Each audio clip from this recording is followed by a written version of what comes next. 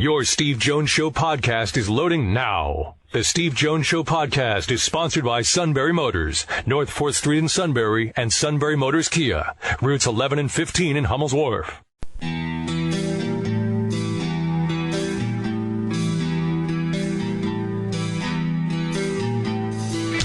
Sports talk where your voice counts. This is the Steve Jones Show on News Radio 1070 WKOK. Now from the Sunbury Motors Studio, here's Steve Jones.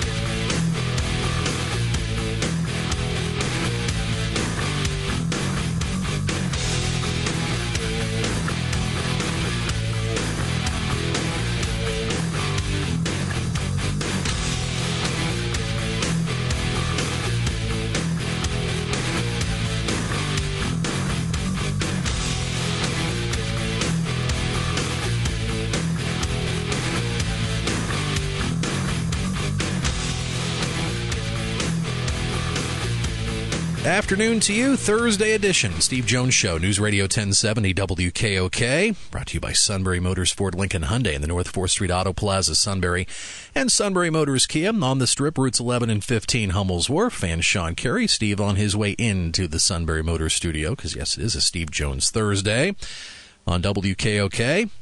With you here live till 5. Then we'll have the late day news roundup with Sarah Bennick. And then 6:05 tonight, Steve is back for the Penn State Coaches Show, featuring James Franklin live from Primanti Brothers in downtown State College. Get Coach James Franklin's thoughts as the Nittany Lions then be leaving on a jet plane tomorrow for Evanston, Penn State Northwestern here. 10:30 airtime Saturday morning. We are? Yes. Yeah, great. Looking forward to it. There is nothing like the view out of that press box, because you can see Lake Michigan and the Grosse Pointe Lighthouse and everything. It's actually pretty cool, to be honest with you. Really cool. Now, after that, the game starts. You're like, okay, enough of cool. Let's get to the game. We got our high school previews today. Got my brother today, and in between, Dana O'Neill today. We're going to talk about the hoops scandal, and being the great reporter that she is, she has, I'm sure, more information than most about what is a very interesting follow the money trail. Follow the money. And we're going to assume that Deb is doing well. Doing well, resting comfortably. Kind of gets tired a little quicker than normal, but hey, she went through a lot 3 days ago. So, but doing well, and no complaints from this guy. Very nice. Yep. Very, very nice. So, no major setbacks, which is great. That's great. Did the suit moderate at all? I did tell with the Jaws story last night, though, with the appendix reference. Oh, she had to like that. Yeah. That's the suit. Yeah. Look at you've got a problem. He's out there looking at his appendectomy scar. Boy. Now, tonight, the Patriots will play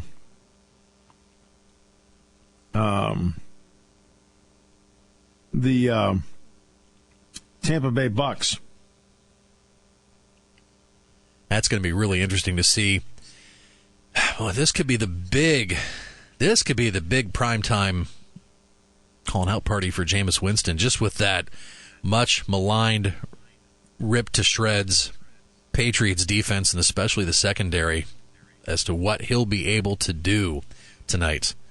With great weapons out there, like could this be the best game to date for Chris Godwin?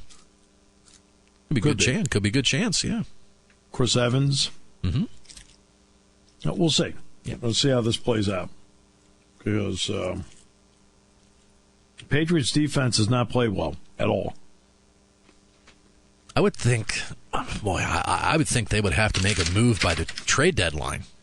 But it's very rare that you hear about trades in the NFL. There are more trades in the NFL this year than any time. Think about that. Even the Steelers alone made some moves between training camp and the and opening day, which is very, very rare for them. So that's upper management say, hey, this is the year we're going all in, all or nothing. But yeah, trades during the season, that can be pretty rare. Right. And you hear about, conditional picks. And we'll find out how the draft order goes. Yeah, if there's a trade, then we'll get you this player from this round next year. Right. Yeah. I mean, a lot of people are not. No, they need to trade Garoppolo. No, you don't.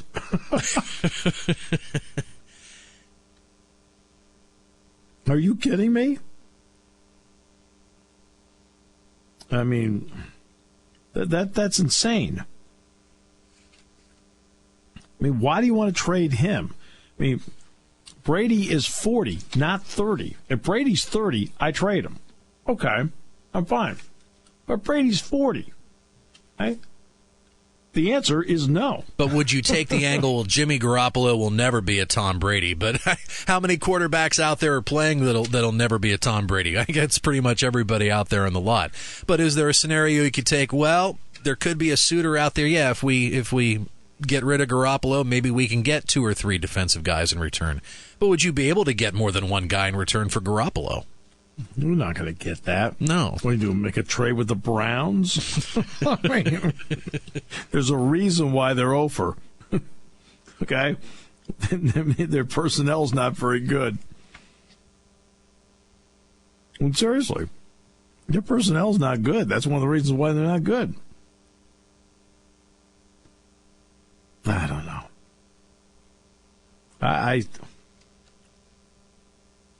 I see stuff like that. Like, okay, it was interesting. I was on a show last night. I was on SB Nation last night. Okay, and they asked me about what James Franklin's been able to do. How did he get Penn State football back? And I said, because he didn't panic. He didn't sit there and listen to everybody around him. He didn't panic. He redshirted players instead of maybe playing them too soon, which then would lead to mass graduation at once. He acted as if he had 85 guys instead of maybe playing somebody where he could have stolen a game somewhere just to make the record look a little bit better. Long-term would not have been great for the program, may not have been long-term great for the player.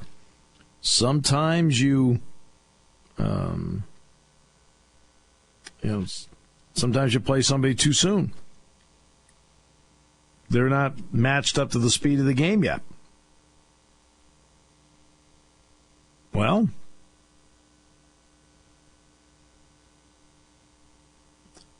and because he didn't panic when others around him might have, or other individuals might have,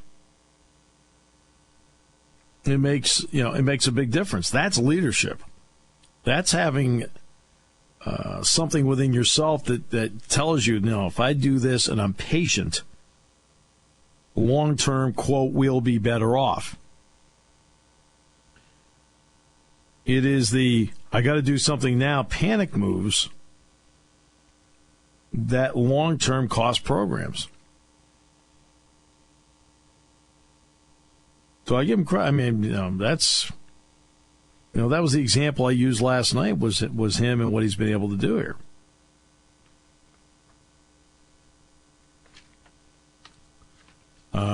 Baseball today. Astros are going to play the Red Sox. The Astros were very patient with their farm system. Very patient. They made a move here, made a move there. For example, Justin Verlander's starting the game tonight, but they're in a position now where they can make those moves. Okay, great. They can do that now.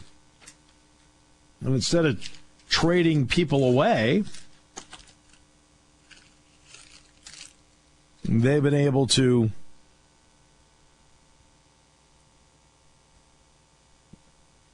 put together a really good team for the last couple of years.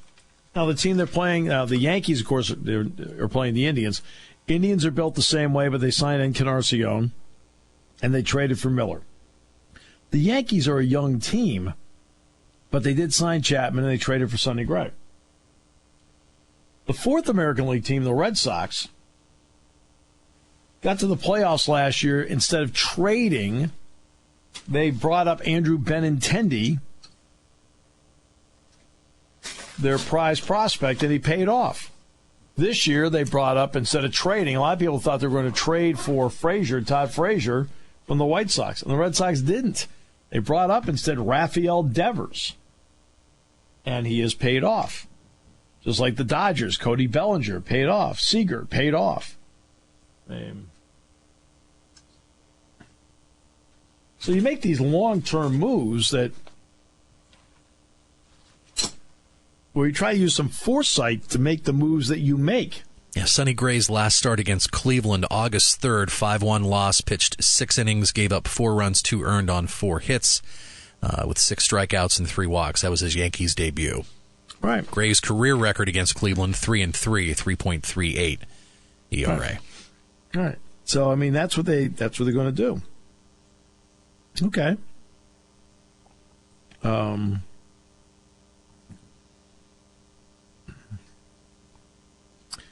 It's that's what you're looking at. So back to the Patriots. Don't panic. You've won 5 Super Bowls. You don't need to panic. So you don't trade Garoppolo. Unless you think in practice he looks lousy. But you don't panic. Ordinary franchises panic. And the reason why they remain ordinary is that they panic. I think just leisurely football fans that just admire great coaching and Belichick, I think they're just looking back to say, okay, how's he going to get out of this one? What is he going to do to try to keep this going? Will he pull the trigger on something? But again, what makes... We talk about great coaches. There's no doubt when you have the discussion about great coaches, Belichick's name deservedly is going to be mentioned. But the bottom line is you need personnel. You can't go in there with ordinary personnel or guys who are great athletes but not great thinkers and pull off what they can pull off. Okay? Even mediocre personnel or mediocre thinkers that don't react the way you're used to. Even Belichick can't perform a miracle with Matt Patricia. Can't. You need personnel. That's why I always laugh all the time and hear, what's the big difference maker? I don't know. It starts with talent. Talent's a big one. We were talking about LSU yesterday. They went out and they hired Dave Aranda. Oh, the Dave Aranda defensive coordinator. Well, Dave Aranda is a good defensive coordinator. Right? Matt Canada, they paid him all. Hey, I got Matt Canada.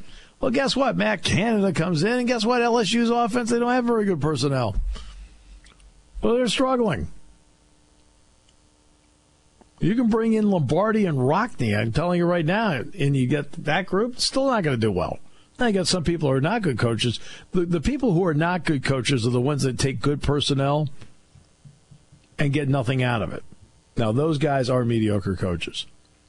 But great coaches, part of what makes a great coach is they have great schemes, great ideas, great motivators, and what really makes it pay off is you end up with great personnel. Talent means something. How often do you see teams win championships when everybody says, they really have mediocre personnel? No. Think Golden State's got mediocre personnel? No. Patriots over the years? No. Penguins, mediocre personnel? No. I mean, Malkin would be the best player in any other team. He's the second best player in his current team. All right, we'll take a break. Back with more in a moment. Coming up today, we're going to preview Milton, Lewisburg, Selinsgrove. Did we get a commitment on the Shikellamy guy? He's in. Big game tomorrow night. He's in. Is there a specific amount of time we need to go with him contractually? Well, you know where I put him in the lineup. Hopefully in the after show. We'll come back with more in a moment here on News Radio 1070 WKOK.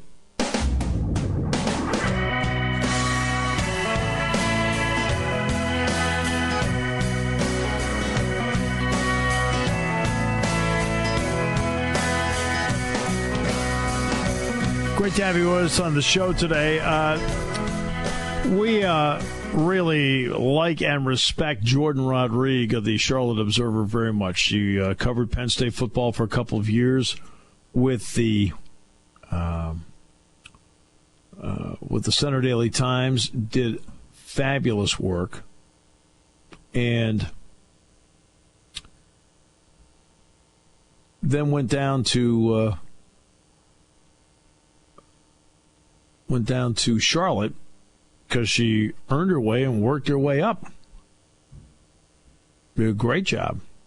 And what Cam Newton did yesterday, this is 2017. Really? There are two ways to ask a question. One is you ask a question where you're just asking a question. And another happens to be where you're questioning someone. Now, when you're questioning someone, then you become, at that point, becomes contentious. How about that?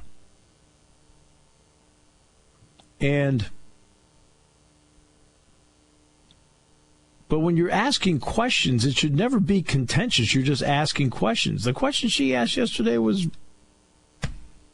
she essentially in the question praised Cam Newton as a leader and was trying to talk about a former tight end, now wide receiver, who's physical in his routes.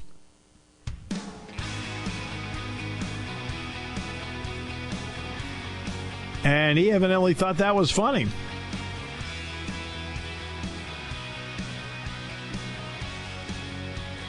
I don't know. Hopefully you enjoyed the Cam Newton yogurt commercials because they are gone.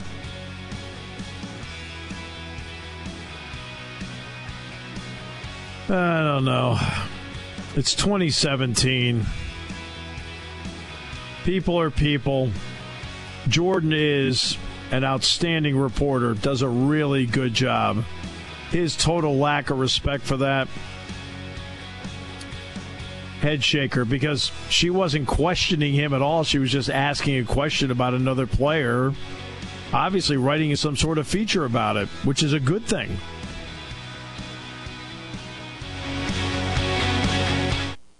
Taking your calls at 800-795-9565. This is the Steve Jones Show on News Radio 1070 WKOK. Now from the Sunbury Motors Studio, here's Steve Jones.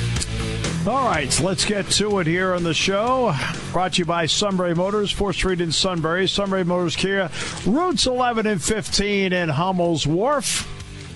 First of all, let's get to our matchup between Selinsgrove and Mifflinburg. The Seals on the road at Mifflinburg. Zach Showers joins us. Zach, welcome back. Great to have you with us, my man. Thanks for having me back again. Always a pleasure. Always a pleasure on our part. All right, so how would you take a look at last week's game, Zach, and the progress Selinsgrove's making? It was just a really, really strong effort on Selinsgrove's part. Going into last week, we talked a little bit about just having a solid all-around game, and really it was the defense and the running game that really stepped up last week, and with an already solid passing game. The Selinsgrove defense held all of Jersey Shore's big players under their season averages, and the running game got going in a way that hadn't been going before. Jersey Shore was a team that liked to put 5, 6, 7 guys in the box at all times, and it seemed like the big plays would be through the passing game. But Joe Kahn, who almost doubled his total output on the season, ended up with 175 yards and 2 touchdowns on the ground. So overall, it was just a big win. Selinsgrove jumped out to 25-0 lead at halftime and ended up holding on for a 25-6 win. And after the rain came in the second half, and both teams really didn't do much offensively the rest of the night. Are they a better football team now than they were 3 weeks ago? Oh, absolutely. There's no question. Just more balance offensively, and the defense has really stepped up. They allowed 105 yards passing last week, which is the first time in, I think, 5 weeks where they allowed over 100 yards, but that was only in 9 of 25 passing. They've had 4 turnovers, and just that balance with the rushing game has been huge moving forward. Now, talk about moving forward, it's going to be Mifflinburg. It'll be on the road tomorrow night. What are your thoughts on that matchup, Zach? Well, honestly, and this is no disrespect to the next 2 weeks, but really these next 2 weeks are going to be big for Selinsgrove just to rest up and also to just come in and work on execution. Last week, Selinsgrove had over 100 yards in penalties, so it's something moving forward that they're going to need to clean up when you play Mount Carmel and Southern to end the season in a few weeks. Mifflinburg is very one-dimensional. They have a quarterback that's thrown for 900 yards and 7 touchdowns and has 403 yards on the ground, but he is pretty much their entire offense. So it's going to be a lot of the front 7 or front 8 in Selinsgrove's case really getting after quarterback Gary DeGroat Jr. and trying to stop him, and I think that will be where we're watching tomorrow night. All right, Zach, always a pleasure. Great work as always. Appreciate it. Thank you. Have a good one. All right, Selinsgrove at Mifflinburg. That'll be at Eagle 107 coming up tomorrow night. 6 o'clock the airtime, 7 o'clock the kickoff on WMLP. Milton at home to take on Mount Carmel. Steve Williams joins us. Steve, great to have you with us again. And, is the offense exciting enough to get people interested, or is the defense been struggled so much that it takes the interest away? Both. Yeah, last week against Southern Columbia, they were able to score 21 points on the Southern first defense. So that's a big plus coming out of that game, and I'm sure that's something that head coach Phil Davis is going to be harping on this week. But they just continue. They are not able to stop the run. Now, last week, Gage Garcia, who right now has almost 700 yards rushing, pretty much was able to run at will. He's just an amazing athlete. And, their passing game with Julian Fleming, he's a man amongst boys, and he's only a sophomore. We're hearing rumors of who's looking at him already, and I certainly hope he's on James Franklin's scope because he's a big kid just as a 10th grader. It's amazing the talent they have, but they were just severely outmanned against an impressive Southern Columbia offense. When Milton scores with that fine passing attack that they have, how quickly do they score? Which then leads me to the next part. Is there a way for them to make drives, quote, longer to keep the defense off the field? They score very quickly. In fact, last week I think there were probably 5 drives of less than 2 minutes between the two teams. All of the Milton scores were very quick.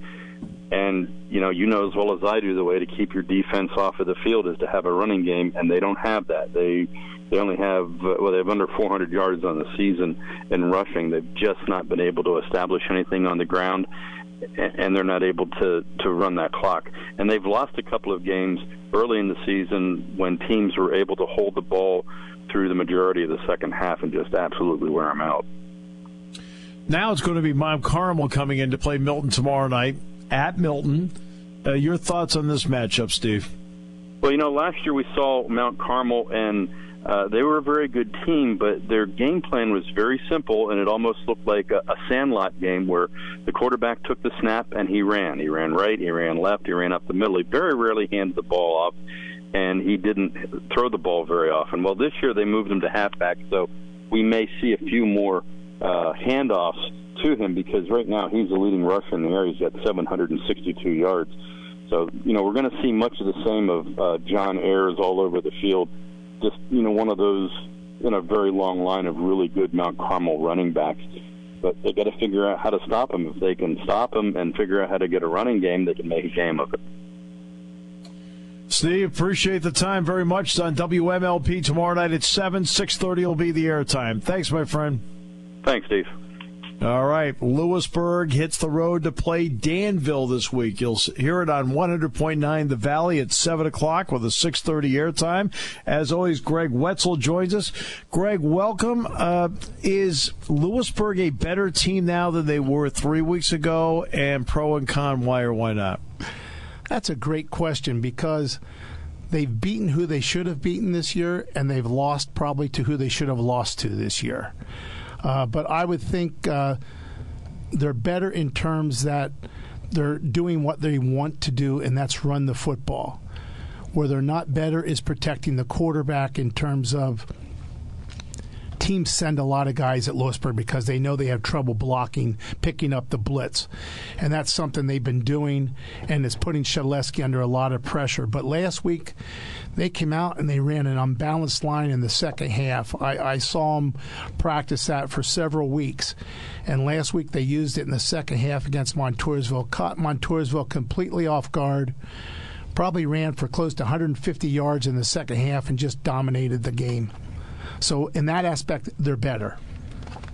Right, that's interesting because obviously if they want to throw the football, do they have the kind of players where you can figure out a hot read? Because you're going to get man on something like that. Do they have the kind of players that can figure out a hot read and get a team out of a blitz eventually? They do. They do have that in Dylan Farinato and Andrew Shikellamy.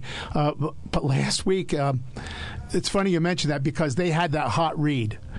And the defense on the play they were going to run it, they had it set up perfectly, but the defensive back kind of just stumbled into a great coverage play, and it wasn't that he did anything else. He literally just stumbled into it and broke up the play. So, wow, yeah. It is. It was amazing. Luck.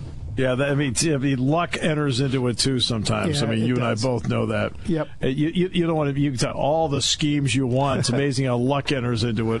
That's right. Now they've got to hit the road to play Danville. You've talked about how Lewisburg has won the games that they probably should have won, and they've lost the games they probably should have lost. In your opinion, where does this game fit? Well, I would have said 2 weeks ago this is a game that Lewisburg would not be the favorite. I still kind of feel that way, but Danville is now going to be starting a freshman quarterback. And I think if Lewisburg can control their running game and force that quarterback to beat them, they have a chance. Last year, this game went into overtime. In a game, realistically, Lewisburg had no sense of being in. They tied it within the last 30 seconds on a touchdown pass, stopped Danville inside the 1 yard line on 3 consecutive plays, and won it in overtime. And I'm sure the Danville coach is harping on that this week because that game shouldn't have been close last year. And now with the freshman quarterback, I think the Lewisburg kids are feeling good about themselves because realistically they dominated the line of scrimmage probably from about the middle of the third quarter to the end of the game last year. Greg, always a pleasure. Appreciate it. It's going to be on 100.9 The Valley coming up tomorrow night, 6:30 the airtime and 7 o'clock the kickoff. Again, as always, my friend, thank you. Thank you. All right. Shikellamy on News Radio 1070 WKOK will hit the road to take on Jersey Shore, where a certain announcer has ticked off the entire populace of Jersey Shore for years with bulletin board material. And Sean, let's face it. Some people, it's all about them, isn't it? I've suggested we have to have a backup car just with, for Lazo, riding shotgun just in case. Wow. It's not a bad idea. He's beloved in Jersey Shore. I have no idea what you guys are talking about. I have no idea what you're talking about. Short-term memory. Look at you. Yeah, that's really good. Short-term memory. No idea what you're talking about. Even Wetzel sitting over there. Wetzel knows who we're talking about. He's just sitting back taking it all in. I don't know what you guys are talking about. They never have a good program. They're never consistent. I don't know. Bang, I you know. did not say that. Route 45, big billboard. Your picture, Public Enemy #1. I just said I thought the team before was a little better. I still stand behind that. That team turned out to be pretty darn good themselves. And yes, one of the worst things, Sean, you can do in this business is really be stubborn.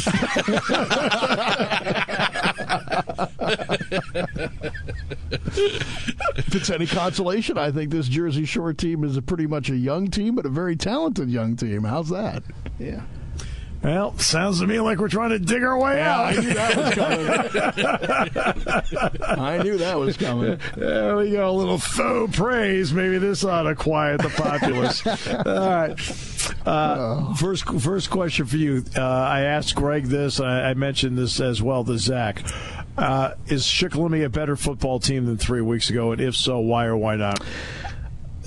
I think that's a 50-50 right now. I think they're better in some aspects. I think defensively they've improved quite a bit against the run. Offensively, I think they're running the ball a little bit better, but I think Gabe Tilford kind of fell a little bit backwards throwing the football a couple of weeks ago.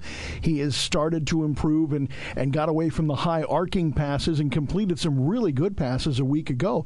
This is still a team that I think relies on the big play a little bit too much, although for the first time last week we saw them put a nice drive together a couple of times late in the game to put the game away. So in some ways, yes. In some ways, I think they still have room to grow.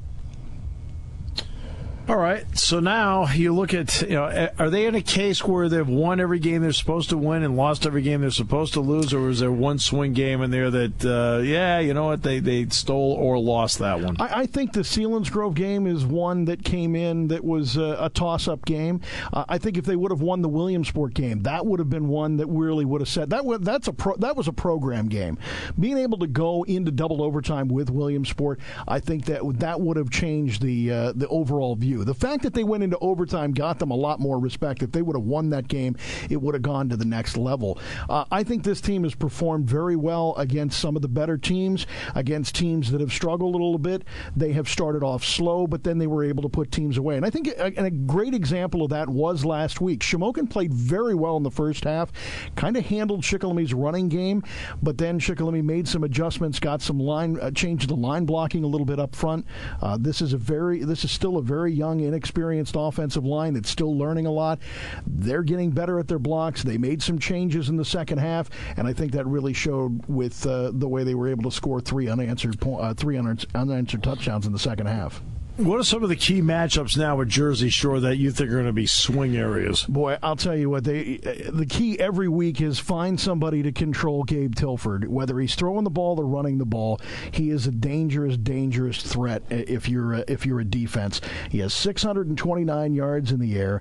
He's got 448 yards on the ground. Every time he touches the ball, he can do one of three things. He can throw the ball, he can run the ball, and he can give the ball to somebody else. And when he does give the ball to somebody else, it's usually Joe Folk, and Joey's done a really great job, even though he's been a little beat up earlier in the season. I think the key for Jersey Shore's defense, which normally comes out in a 5-2 anyway, is to try and keep him contained in the pocket. On the other side, Shikellamy has to find a way to stop Kyle Tome. The junior is about 30 yards away from 1,000 yards already in the season, and we still have 4 more games to go. This kid has been the workhorse for this team. Elijah Shamori, the quarterback, in his senior season, one of the few seniors, I think only one of 4 seniors on this starting offense, has put up over 1,000 yards passing and 13 touchdowns to just 7 interceptions. He's completing just under 50% of his passes, which is not bad for a team that doesn't rely on the pass like Jersey Shore does. So I think it's a tougher matchup, I think, for Shikellamy to try and figure out a way to keep Tome's yardage down, and there's only been one team that's really done that this year, and that was in week 1 at Belfont. Everybody else has he's been over 200 or 150 at least, and try and find a way to take Shamori's arm out of the picture too. Oh, Sean, he's done. All right. I'm very detail-oriented. Save it for tomorrow night. Save a little for tomorrow night. Oh, there's plenty for tomorrow night. Really? It's the showdown at the shore. Yeah, wait till you see the signs when you go into town. The showdown's going to become awfully personal. Listen, I was up there a couple of times in the last year, basketball especially. Nice people, very warm and welcoming to me. I don't know where you're getting this from. The police department. All right, so the escort is always in the front. It's not in the back. All right. And by the way, in case you were wondering, and we doubt you were, Deb's doing fine. I've asked several times. Thank you. He has. Yeah, but you always talk about your problem. Well, I have so many to choose from. That's the thing. I mean, this is like being the chief in Jaws licking his appendectomy scar. Worry about it. Come on. No, I'm just saying I understand everything she's going through. I can relate. You know, I'm here to help. You've made no one feel better. The love that I feel on this show. It just warms me heart. You miss it, don't you? Let's do a quick poll. Deb, when you talked to Kevin, did it make you feel better? It's a one-person poll. Because he says he understands you. All right, Been tomorrow there, night. Understand that. When you were going through this, this outpouring of support, not one of us sat there and said, I understand what you're going through. Well, I wanted to no, because nobody else did. That's why. No, we just went the sympathy route and didn't make it about us. I'm not responding to that. I feel like we struck a nerve, Sean. I don't have to take this abuse. There's hundreds of people waiting to abuse me. And according to you, they all live in Jersey Shore. Oh, no. Based on how the last year's been going in digital media, it's more than just Jersey Shore. Yeah, the borders have branched out a little bit.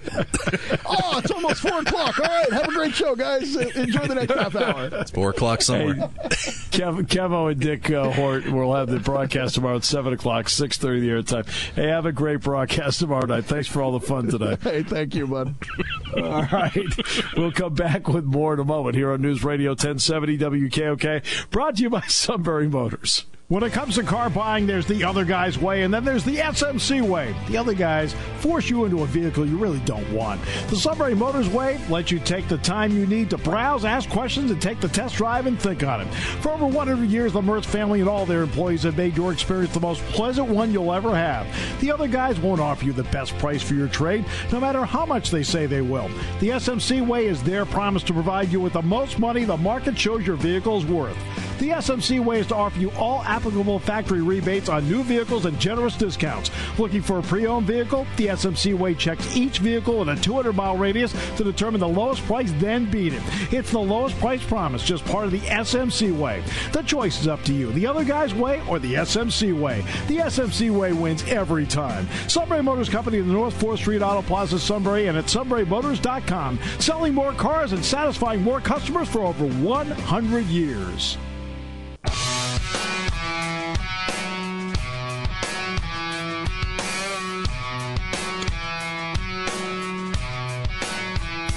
So tomorrow night, Eagle 107, 6 o'clock the airtime, 7 o'clock the kickoff.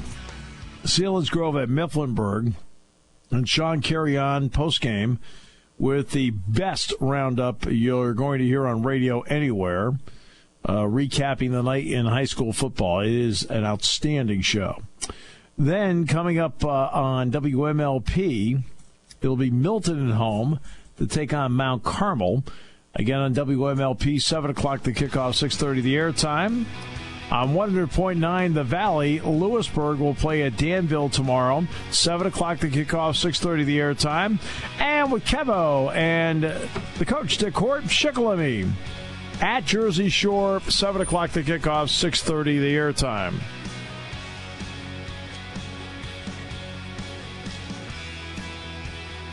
Next half hour, Dana O'Neill. We have a lot to get to with her. So Dana O'Neill will join us in the next half hour, and then some picks in the final half hour.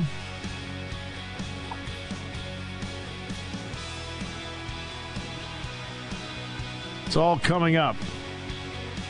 He didn't come back into the studio at one point and ask you really how Deb was doing, did he? I'm still waiting. You're listening to News Radio 1070 WKOK Sunbury. You can hear us anywhere in the world with the Sunbury Broadcasting Corporation app.